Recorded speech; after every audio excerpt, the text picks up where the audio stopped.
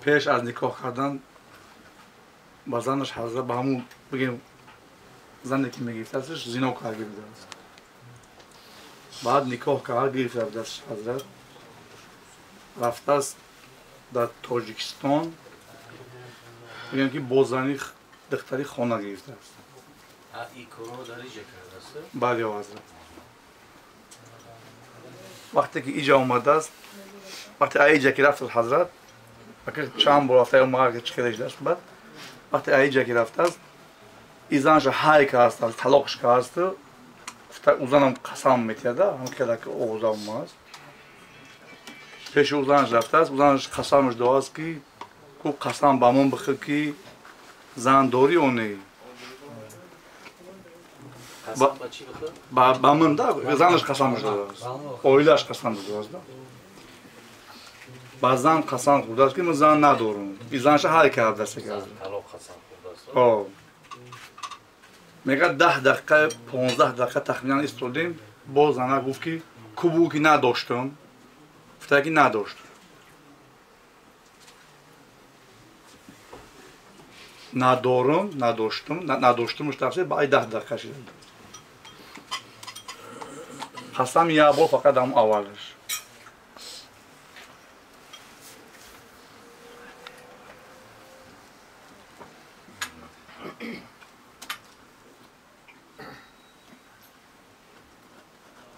قسم اولش اونجا حال شده اگه نداشتیمش مجلسی دیگره اگر در همون جای ندارم نداشتمش اگر میگو در اینجا طلاق میشه سه طلاق قسم خورده یا یک طلاق یا طلاق خالی طلاق خالی داد من در 3 مرتبه گشتم پرسیدم گفته است که زنم فلان کی طلاق کی 3 نفرشم طلاق گفته است که زن ندارم با میگه که گفت زین بازنش که فکر بگو نداشتم فکر نداشت هیچی واقع نمیشه برای که اگر همون مجلسی همون جا بودگی اگر با شرطی میگفتش طلاق میشه که اگر وقتی که گپی سوال جوابشون تمام شد و مجلسی گردون شد دیگه در صورت اونجا اگر قسم از سری نو میداد بعد طلاق میشه سری نو بودگی دیگه طلاق میشه محفل مجلسشون دیگر میشه دیگه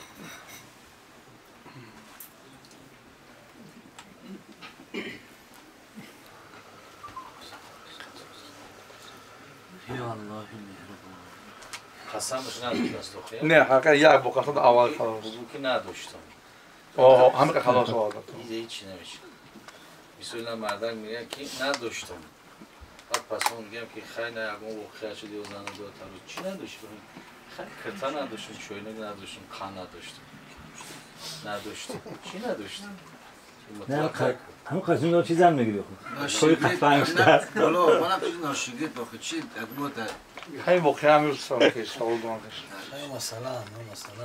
این کار در اصلش دگرده کار در زندگی مدانش دگرده امروز تلفن کرد گفت همه رایل گفت که حتی زینوی که اگه که زینو که اگه من میکنم یا مثلا اصلا در حیات انسان هستن بعد الله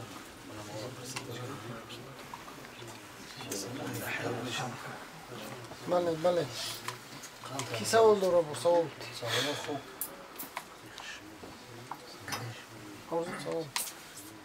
حضرت نماز خوندن افضل که قرآن خوندن بسیار نفله؟ نماز نه اگر به خاطر عبادت باشه نماز مرتبهش بلندتر یا مقصدش که عبادتی کنون که به خدا نزدیک شن در این باب نماز افضل‌تر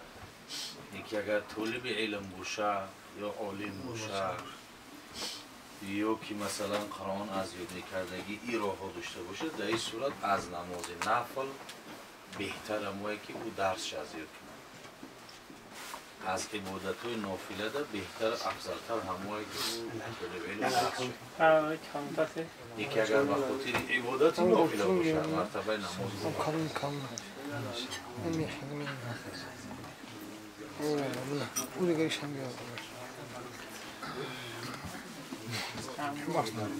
بلند سوال کردن یا کی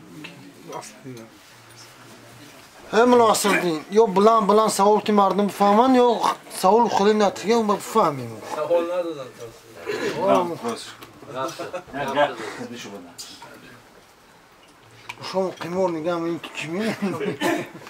حضرت داملو گذاردن سنت ها در سفر سنت ها در سفر به خونهشون بهتره خودی که موقعی مذهبی امام اعظم از همه در قوی ترین همین فتوای مثل رد المختوره در هم میگه که ویعتی بی سننه میوید میخونه سنت ها فقط در حالت ضرورت مثلا در راه هست در ایرپورت هست در مثلا خب برف بارون جای مثلا که خشکه نیسته یا که مثلا در اتوبوس یا یک جایی رفته است که در اطراف بودن مثلا غیره در این صورت ها اگر به شرط سنت نکنه گناه نیست و سنت های راتبه در سفر حکم نافله را میگیرن و پیامبر صلی الله علیه و در سفر نفل ها را خوندگیه قول سنت است. حضرت گذاردن سنت پیشین در حالتی که میای به امام نیت میکنی اول دره بخونیم یا که چهار؟ اینجا در متنوی فقه آمدگیه که وایق و قبل شفین پیش از دوتا باید که ادوش کنن یکی در خودی حواشی شریقای آمدگیه و اینا فقه سند هم دیدیم در اینجا میگه که بعدی دوتا کنش بخاطر که یک بار ترتیب ویران کرد یک بار ترتیب ویران کرد دوم بار اگر به شرطی که بعدی فرض بخونش بود روی سنت ها ویران میکنن به همین خاطر بعدی سنت دار که سنت کنش بهتره که با یک روایت حضرت ویشه صدیقه مادر مونم در حواشی شریف های میره که حضرت ویشه مادر میگه که پیامبر صلی الله علیه و نماز پیشینه در جماعت همیشه واقع شده بود بعدی در که سنت کنش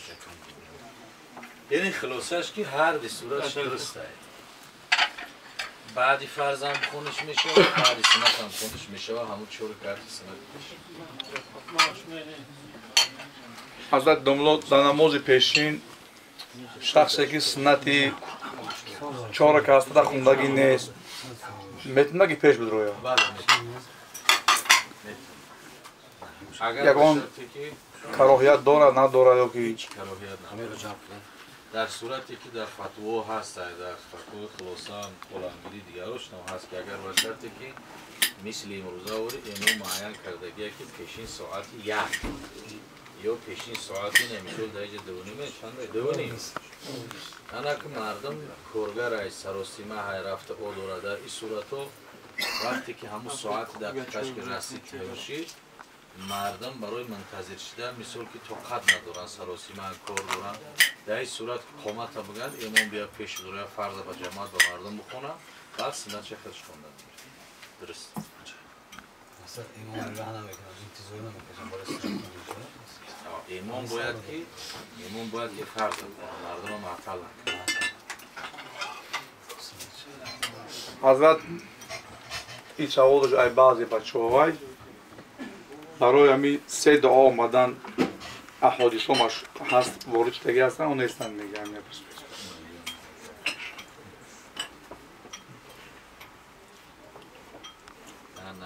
این ضرورت نداره که مثلا سه دعای بعد نماز ما نه فرض گفته میتونیم نه واجب نه سنت بلکه یک عمل استحبابی اگر به حضور باشین دعاها رو بکنین آیات بخونین خوبه برای که یویی که مثلا دعوا میکنن تماما نیست گفته بدعتش میبرونن اینو اصل چیزی که اصل داشته باشه بدعت نمیشه